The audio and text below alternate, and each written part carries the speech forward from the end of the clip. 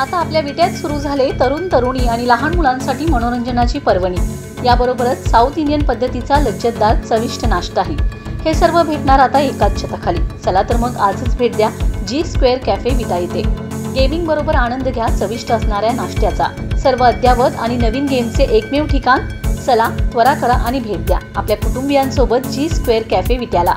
आमचा पत्ता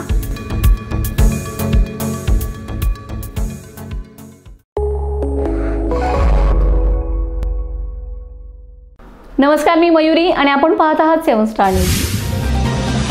कंत्राटी कर्मचाऱ्यांच्या अन्यायाविरोधात दिनांक 12 नोव्हेंबर रोजी पलूस तहसीलदार कार्यालयासमोर श्रीदास होनवानी यांनी कंत्राटी कर्मचाऱ्यांसमवेत आमरण उपोषण सुरू केलं होतं। त्यामध्ये त्यांच्या प्रमुख मागण्या अशा होत्या की कामावरून कमी केलेल्या कामगारांना तात्काळ कामावर रुजू करून घेणे, मागील थकीत वेतन तात्काळ देणे, अनस्किल्ड केलेल्या कामगारांना तात्काळ स्किल्ड करणे, कामावरील नवीन रुजू करून घेतलेल्या कर्मचाऱ्यांचे घेतलेले पैसे परत करणे, माननीय स्थानिक नियंत्रण अधिकारी महावितरण यांच्या शिफारशीनुसार नवीन बाह्य स्त्रोत कर्मचारी भरण्यात यावेत।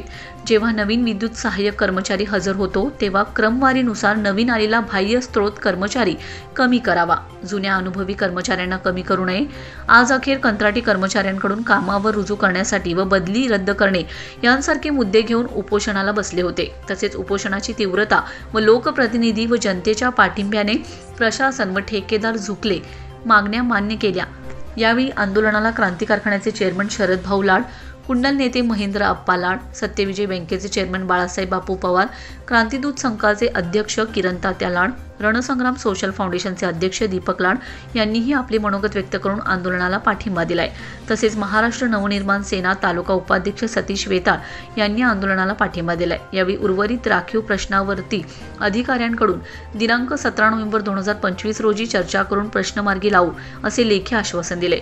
त्यामुळे सद्यस्थितीला उपोषण स्थगित करण्यात आले।